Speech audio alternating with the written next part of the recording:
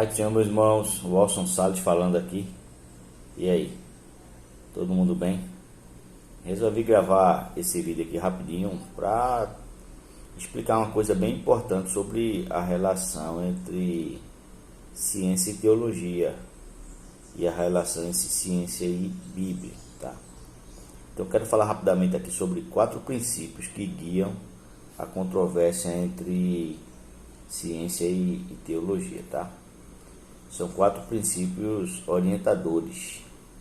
O primeiro princípio orientador no debate na relação entre ciência e teologia é que a ciência estuda a natureza e o mundo de Deus, tá bom? A teologia estuda a escritura, a revelação de Deus. E essas disciplinas diferem uma da outra porque elas estudam objetos diferentes. Tá? Isso é bem claro, né? A ciência estuda os objetos físicos e a teologia os textos escritos, que são inspirados por Deus. Talvez hajam similaridades entre as disciplinas, tanto na forma de raciocinar quanto nos processos, pois elas estão engajadas em processos de interpretações dos dados disponíveis. Ambas trabalham interpretando os dados disponíveis, tanto o mundo criado quanto as escrituras. Mas, de fato, elas são diferentes por estudar os objetos diferentes e são tipos diferentes de disciplinas, tá? Então, primeiro ponto, o princípio orientador. Elas são disciplinas diferentes que estudam objetos diferentes. O segundo princípio orientador é que Deus não pode mentir ou enganar. Com isso, eu quero dizer que a palavra de Deus é verdadeira, é a verdade e é infalível.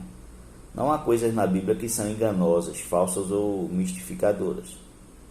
Então, tendo dito isso, reconheço que existem informações superficiais na Bíblia que, por apenas uma leitura rápida, alguém pode afirmar o que a Bíblia não está dizendo.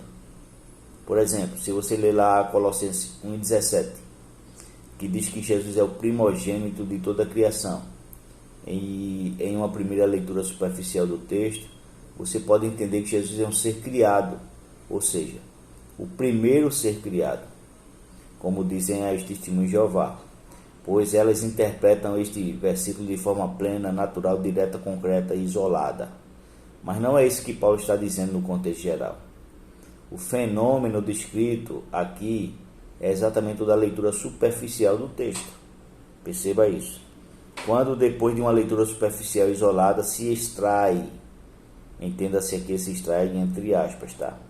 Se extrai do texto o que o texto não está dizendo e que a verdade só poderá ser estabelecida depois de uma leitura mais aprofundada e contextualizada.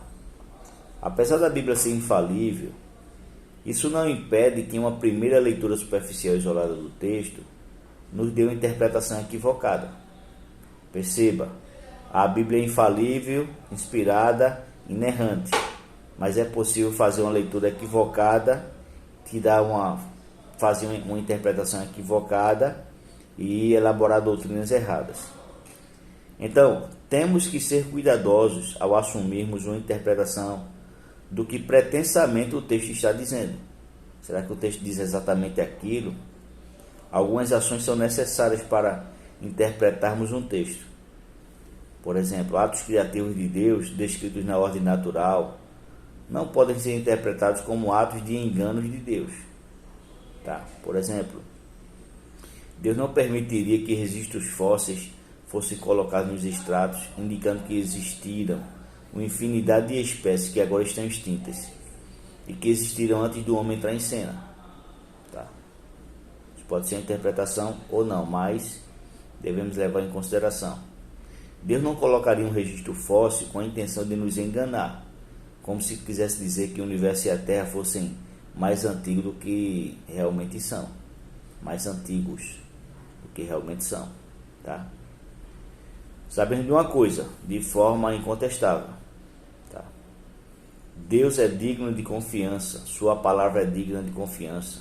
Sua palavra também pode ser estudada com confiança. De que o mundo foi criado por Deus e reflete o caráter de Deus em relatar a verdade.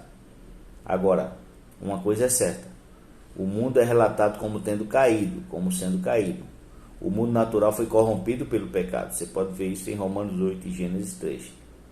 Apoia essa conclusão, tá? Gênesis 3 e Romanos 8. E, portanto, quando estudamos o mundo natural, precisamos ser cuidadosos e não assumirmos que o que estamos estudando em termos de informações não seja confiável porque o mundo está corrompido. Tá? Negativo. O mundo está corrompido, mas o texto sagrado é confiável. O que precisamos fazer é olhar com cuidado para o texto de Gênesis 3, Romanos 8 e outras passagens que geralmente são usadas dentro do tema e perguntar que tipo de corrupção e que tipo de mudanças que essas passagens realmente ensinam, como resultado do fato dos seres humanos terem caído em pecado. Todos os tipos de mudanças que essas passagens falam afetam a nossa interpretação sobre a idade da Terra, por exemplo. Tá?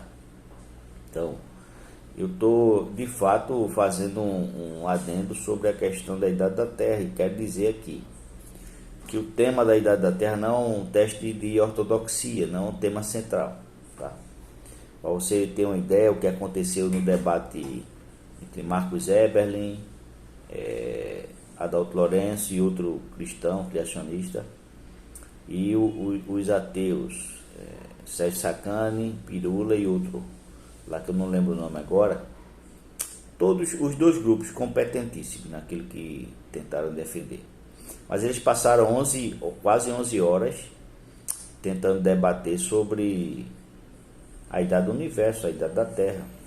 Então os criacionistas da Terra, que são criacionistas da Terra jovem, estavam ali e eles traçaram a seguinte estratégia: nós vamos defender que o universo é jovem, com isso nós provamos que a Bíblia é verdadeira e provamos que Deus existe. Então os ateus seguiram em sentido contrário. Se nós conseguimos provar que o universo é antigo, então nós provamos que a Bíblia é falsa e que Deus existe. E esse tema é um tema secundário, tá? Se o universo é antigo, se o universo é jovem, se a Terra é antiga, se a Terra é jovem, isso é um assunto secundário. Não é tema central da Escritura. O tema central é a existência de Deus e a criação, dentro do tema criação e evolução. Tá? Se Marcus Weber tivesse utilizado toda a sua expertise em química para mostrar, para provar que Deus existe, para provar a criação, ele teria arrebentado aquele debate ali. O Adalto Lourenço também, se usasse todo o conhecimento de física para tentar provar a existência de Deus e provar a criação, ele teria arrebentado aquele debate. Tá? Então é sobre isso que eu quero falar mesmo, sobre o que são os temas centrais. É importante entender essa relação entre teologia e ciência. Tá bom? O terceiro princípio orientador no debate entre ciência e teologia, e que temos que reconhecer, é que nem a ciência nem a teologia são infalíveis. Tá? Vou repetir. Nem a ciência nem a teologia são infalíveis. Ciência é a interpretação falível do mundo de Deus e da natureza. Teologia é o exercício falível de interpretar a palavra de Deus. Ambas são disciplinas importantes, mas são falíveis, porque em ambas os seres humanos falíveis estão fazendo a interpretação. Então são os seres humanos falíveis que estão analisando os dados correlacionados, estão fazendo os estudos indutivos, estão fazendo exegese, estão fazendo os experimentos, estão fazendo as interpretações dos dados e dos textos. Os seres humanos são falíveis ao se engajarem nestas disciplinas, ao interpretar os dados. Essa busca pela verdade é falível e passível de erros, pois lida com a interpretação dos fatos naturais, tá? E eles também podem cometer erros ao interpretar os textos das Escrituras. Então, uma teologia em si necessariamente não é infalível, ela pode conter falhas, tá? O quarto princípio orientador é que tanto a ciência quanto a teologia lidam com a palavra de Deus, até porque a palavra de Deus menciona o mundo criado. A Bíblia fala sobre a natureza, sobre os céus, sobre a terra, sobre as estrelas, sobre a vida, sobre a origem da vida, sobre a origem dos seres vivos e sobre a origem dos seres humanos. Não é possível coordenar essas duas disciplinas sem permitir que elas estejam em contato, em diálogo, tá? E até mesmo, por que não, se complementando. Não é possível que a analogia dos dois navios que se cruzam à noite e não têm consciência da existência um do outro seja verdadeira no que diz respeito à relação entre ciência e teologia. Tá? Por que eu usei aqui a analogia do navio? Porque existem 4 métodos no relacionamento entre ciência e teologia. Tá? 4 modelos. O modelo do conflito, a ideia de que a teologia e a ciência são inimigas, ou a Bíblia e a ciência, tá? Modelo de conflito. O modelo de independência, esse do navio, que diz que a ciência é independente da teologia, a teologia é independente da ciência, a ciência é independente da Bíblia, a Bíblia é independente da ciência. Muitos cristãos defendem essa linha também como a primeira do conflito, que defende são os ateus e alguns cristãos, e a da independência também alguns cristãos defendem, como defende também na política, a ideia de que a pessoa é crente, mas pode votar em quem quiser, inclusive em inimigos do cristianismo, da fé cristã, da cultura judaico-cristã, tá? Inimigos da cosmovisão cristã, porque eles acham que uma coisa é uma coisa, outra coisa é outra coisa. Tá? Então, essa analogia dos dois navios é por causa dessa ideia da independência.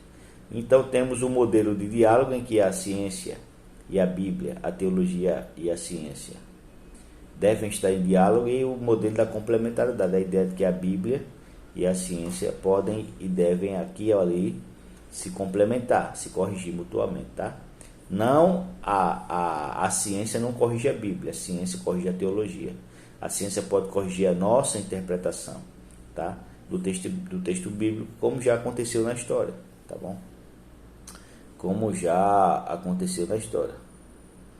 Então, é possível que a ciência lance luz sobre a teologia, e é possível que a teologia lance luz sobre a ciência, tá?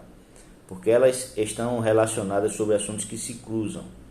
Talvez estejam até sobrepostas sobre esses assuntos, sob perspectivas diferentes, tá? Então, como é possível que a ciência lance luz sobre a teologia, e é possível que a teologia lance luz sobre a ciência? Eu posso dar 2 exemplos aqui. Por exemplo, todos pensávamos que a Terra, isso era quase a totalidade da cristandade, tá? A Terra era o centro do sistema solar e o Sol girava em torno da Terra. Todos pensavam assim. E o que ocasionou essa mudança? Copérnico e Galileu. Disseram, não, o Sol que é o centro, a Terra gira em torno do Sol e ao redor do seu próprio eixo. Então, como fica lá o texto lá de Josué que diz que o Sol parou? Como fica aquele texto? Galileu disse, ali é um texto, é fenômeno, que ele está descrevendo o fenômeno. Ele está vendo na vista dele, na visão dele, dá a entender que é o Sol que se põe, mas que na realidade, não é na física, na astronomia, na cosmologia, não é assim, tá? E quando foi que a teologia lançou luz e corrigiu a ciência? Quando a ciência afirmava que o universo era eterno, a matéria necessária, que não havia um início. E a história, a teologia já dizia desde o início do primeiro versículo da Bíblia, no princípio criou Deus os céus e a terra, insinuando, dizendo claramente que a terra teve um início absoluto, tá? Então, perceba, é uma questão forte, tá bom? Uma questão forte.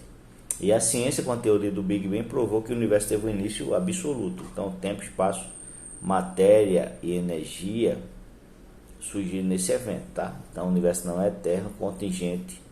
O universo não é eterno, mas é contingente, e foi criado, necessita de uma explicação de sua existência, tá? Teologia fala sobre as implicações ou os porquês. Por que Deus criou, quem é Deus, com o que ele se parece, o que ele espera de nós. São os 5 maiores questionamentos da existência humana: a origem de onde viemos, identidade de quem somos, propósito por que estamos aqui, moralidade como devemos viver e destino para onde vamos. A ciência talvez esteja em busca de outras respostas, a saber, como os nossos cães e gatos estão relacionados na criação, se é que estejam relacionados de alguma forma, ou como gatos, tigres e leões estão relacionados.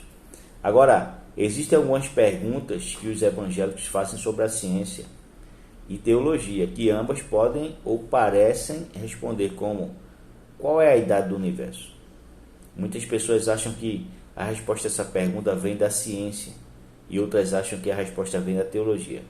Há espaço para ambas as disciplinas se complementarem e há espaço para entrarem em conflito. E aí, você já pensou sobre essas questões?